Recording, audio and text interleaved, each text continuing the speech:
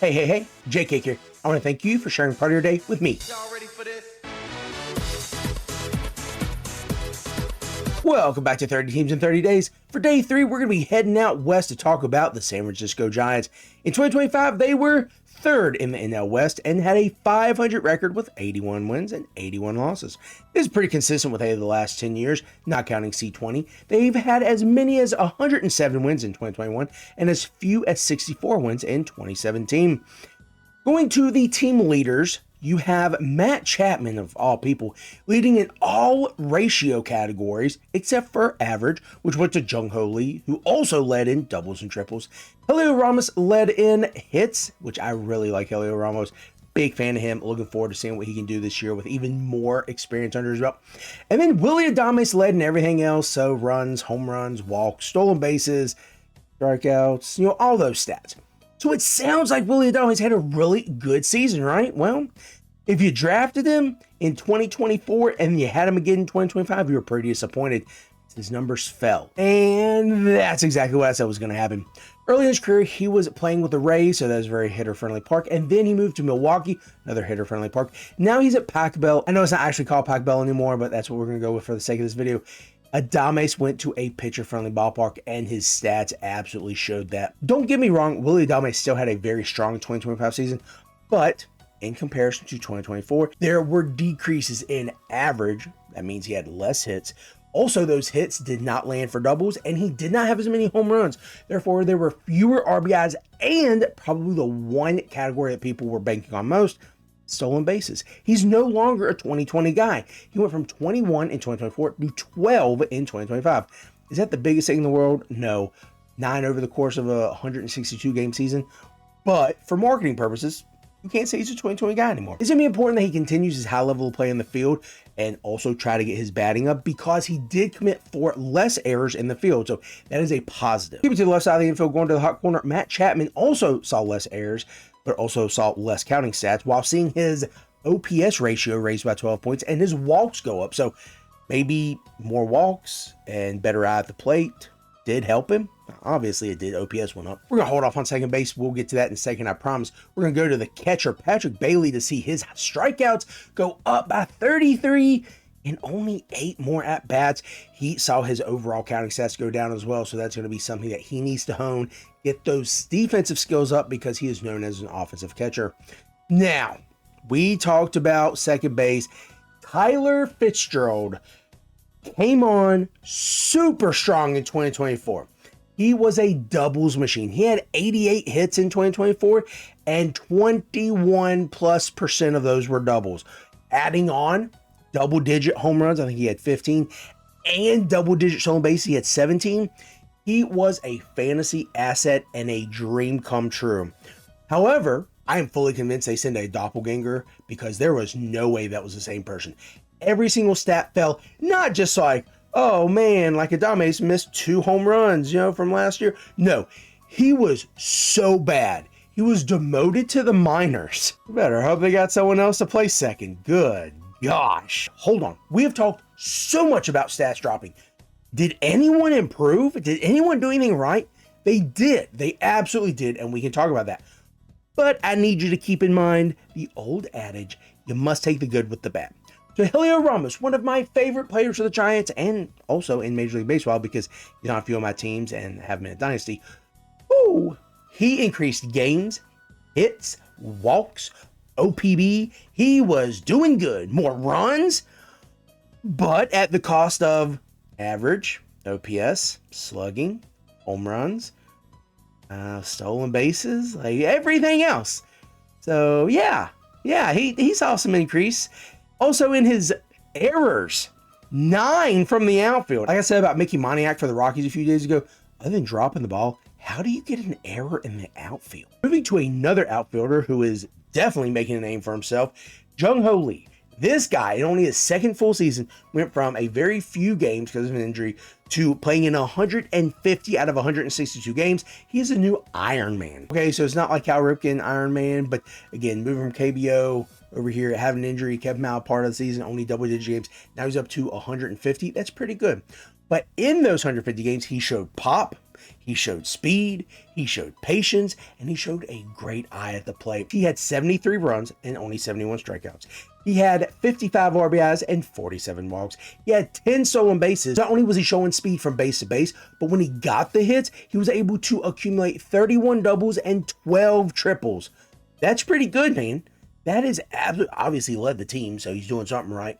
So with improvement against left-handed pitchers, he is now going to be hitting a top lineup against righties and lefties and making sure he has a consistent spot in the lineup at all times. So again, Jung-Ho Lee took a huge step forward, looking to get back to the numbers he had over in KBO. Now, maybe not that good, but again, he's got a little more firepower around him now in the Giants lineup. We're going to shift back on in the infield because we talked about everyone except first base, and I can't leave Rafael Diva Devers out.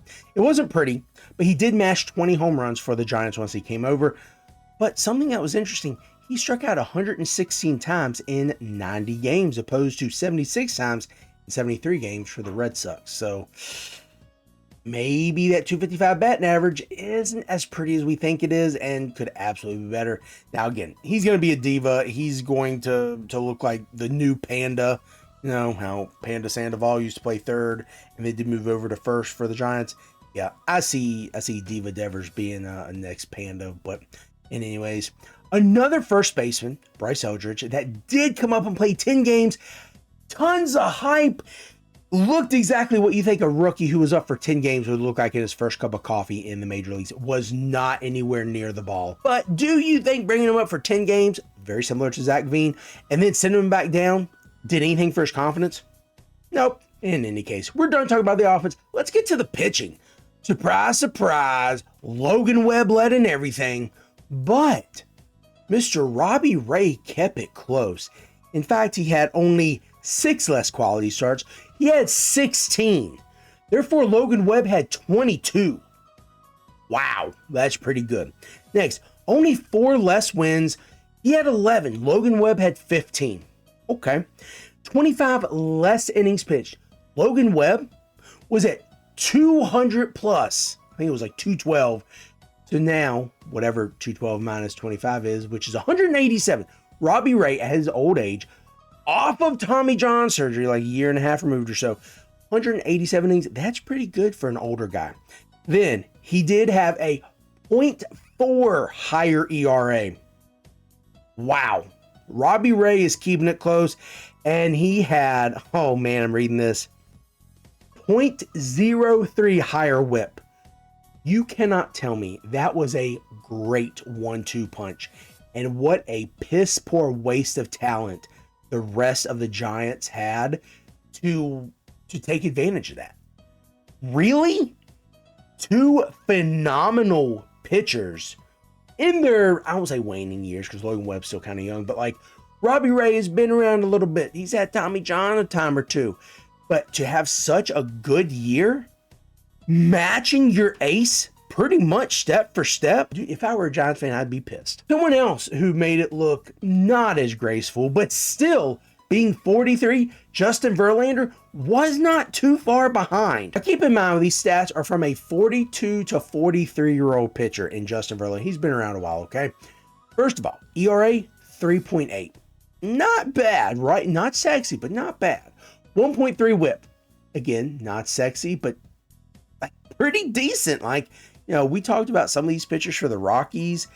Like, they had 5 and 6 plus ERAs and like 1.5 whip. Like, holy cow, Verlander looks like a freaking Cy Young winner. Oh, wait. Yeah, he is a former Cy Young winner. He's pretty good. But again, take the good with the bad. He only had 4 wins. It was the lowest mark of his career outside of C20. He had 11 losses, which was the 3rd most of his career. I don't know what's a crazier stat, that 4 wins was the lowest of his career, again, including his rookie year, or that he's lost more than 11 games twice in his career. I think that goes to show you how bad the Tigers were when he was on that team. The guy who needed to go to Houston and cheat to win a championship. Moving on into the rotation to a pitcher that is almost 20 years younger than Verlander, Landon Roop came out of the gates super slow in 2025. However, found his stride between April 30th and July 22nd. Other than a terrible outing in mid-July against the Juggernauts of LA, where he allowed more earned runs than he got out, 6 earned runs, only got 5 outs, Landon Roop lowered his ERA from 5.1 to 3.1, and this was not by throwing pure gas. He was not whizzing it by people. He is a pitch to contact kind of guy.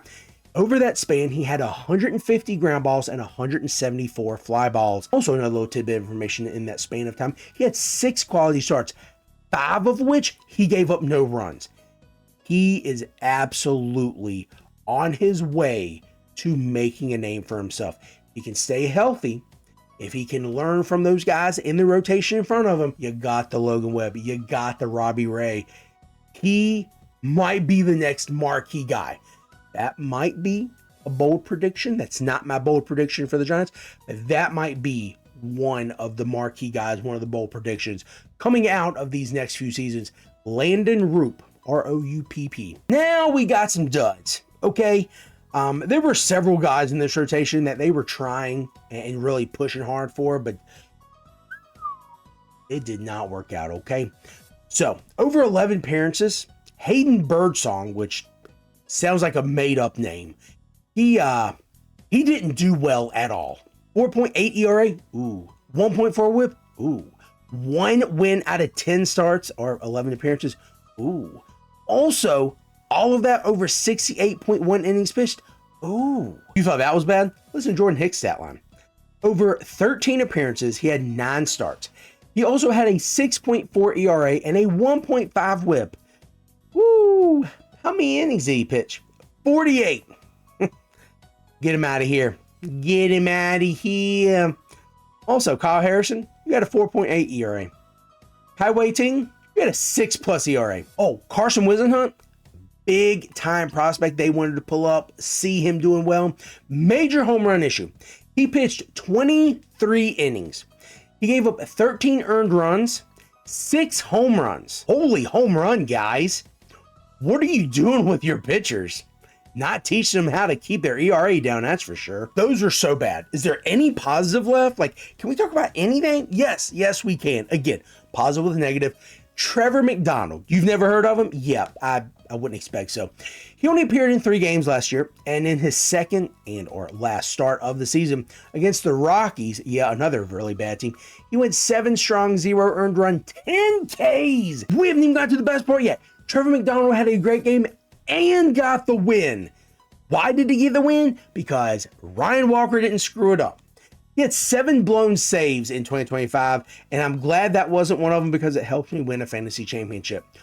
Also, Camilo Duvall had 4 blown saves where he was traded and then proceeded to do like another 5 or 6 with the Yankees. That was tough to watch.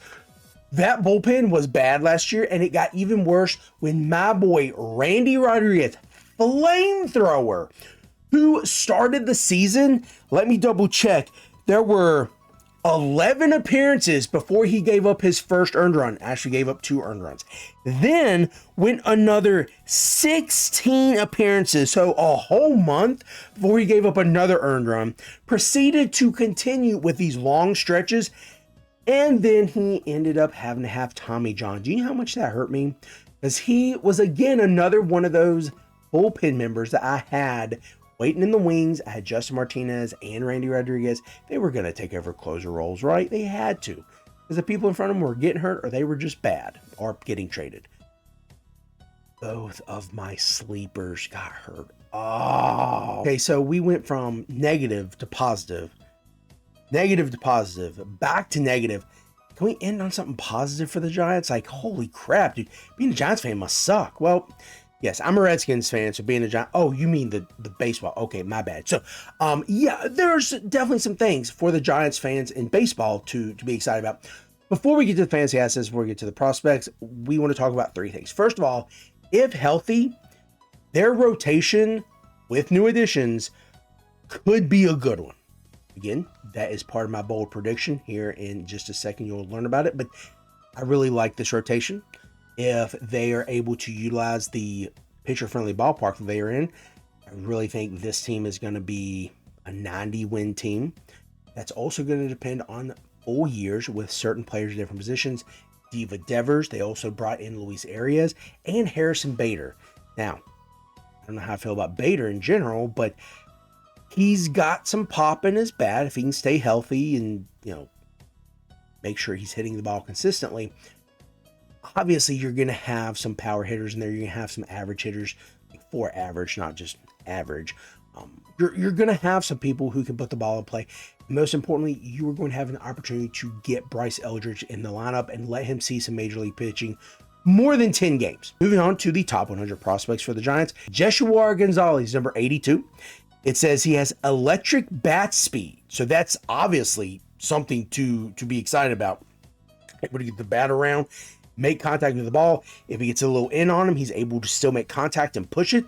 If he is going to be early on it, he hopefully can slow it down enough to not pull it foul. So again, electric bat speed, showing that he has really quick hands and strong hands. Obviously the forearms as well. What really gets me is I'm reading the scouting report. He's drawing comparisons to Francisco Lindor and Jose Reyes. Holy balls, Batman. Seriously? I've never heard of Joshua Gonzalez, but I might have to start looking into him. If he's going to be that good, woo. Now we're going to move on down to the arrivals and the departures. So departures, you don't have Justin Verlander anymore. He gone. He's actually back in Detroit, which I don't know if that's going to be a homecoming, like farewell parade, or he's actually going to continue playing. I mean, he's on like a 1-year contract. He also lost Camilo Doval. Don't know if that's a bad thing for you, but it is a bad thing for us as the Yankees. So can you take him back, please? You also lost Randy Rodriguez. He's going to be out for the entire 2026 season, maybe coming in late in the season, but again, he got hurt late in the season, so he's probably going to continue to be out late into the season. So I'm just going to say he's going to be out. But the additions, the Giants pulled in a few big names. And again, talking about the rotation and with the bullpen, I think they're going to be in good shape. First and foremost, they had to replace Bob Melvin, so they brought in Tony Vitello. So if you care about managers, that's one. Also, they brought in Adrian Hauser and Tyler Mahle. Both of those guys have pitched well. They have a little bit of an injury history, but again, Adrian Hauser was phenomenal for the White Sox last year, and more than a few years ago, Mahle was really good for the Twins. Now, Mahle has bounced around a few teams. Most recently played for the Rangers. Didn't look sexy, but didn't look bad either. Adrian Hauser, again, pitched for the White Sox, was traded before the deadline. If you can look good at the South Side, you can look good anywhere. Hauser also was a former Ray, so now coming to a more pitcher-friendly park along with Mahle, I think that's going to be a good back-end rotation for the Giants. Also trying to fortify their bullpen, they did bring in a few hurt guys, but Roman Wick, former closer for the Cubs, and Jason Foley, former closer for the Tigers. They also did bring in Michael Fulmer, former closer for Cubs and the Tigers. That's kind of weird. Those are brought in some position players, Luis Arias to play second, Harrison Bader, and Will Brennan to compete for outfield positions. So I think this is going to be a good team. Definitely more than 500 if they can utilize the pitching and use that to their advantage. The pitcher-friendly park is going to help them. Those long walls are going to be able to get doubles, get triples, maybe inside the park home run. I think Jung Ho Lee is going to be able to get an inside the park home run or two this year. I'm going to be excited for this team. Again, giving Bryce Eldridge an opportunity. That is going to lead us into the fantasy assets. And obviously, Devers, Webb, Ray, Roop might be a deeper one. Arias mainly for his batting average, we'll talk about him when we talk more about the Twins, but didn't have that great of a season last year. I was thinking you have to look at Eldridge, going back to him in a dynasty league. It's not bad. You have to look at Bader if you're going to want to maybe have a 12 or 15 team league. Helio Ramos should be everywhere because that's my boy. I know we mixed in some of the pitching, but Tyler Mahle and also Adrian Hauser, probably 12 to 15 team leagues. Ron Walker probably going to be owned in all places, but who knows how he's going to implode, so just keep that in mind. Now, for my bold predictions, I have some for hitters and some for pitchers. First of all, I think there will be 4 pitchers in this rotation with at least 140, 150 innings pitched. I don't know if they're all going to hit the 162, but at least 150 innings pitched with a 3.5 ERA or lower. Obviously, we're going to be talking about Ray and Webb and probably Roop. It could be an Adrian Hauser if he pitches enough. I don't think it'll be Mahle, but could be. I mean, it could be all 5 of them. Could be competing with the Mariners for their rotation. Oh, that's crazy talk right there. I also want to say that I think they're going to be 4. Yeah, I was making sure that's what I wrote. 4 hitters with 30 plus home runs in this lineup. I might be saying that's kind of cheap because Devers already had 30. Chapman has a history of having, 25, 30 plus home runs. Adames had 30 last year or 2 years ago, and Ramos had 24. So that could be kind of a cheap, but you got to stay healthy and you got to hit them because you're not always going to hit them in Pac Bell. You're going to have to go around. So 4 guys with 30 plus home runs. Those are my 4 guys. Now, watch it be like Jung-Ho Lee, Harrison Bader, Bryce Eldridge, and Patrick Bailey, something like that. That would be wild. That's going to be it for day 3. Looking forward to day 4. We're going to be staying in California talking about the Patty Daddies. And again, 27 more days of this. I'm super excited. I hope you are too. This is JK Cowan. Thank you for sharing part of your day with me.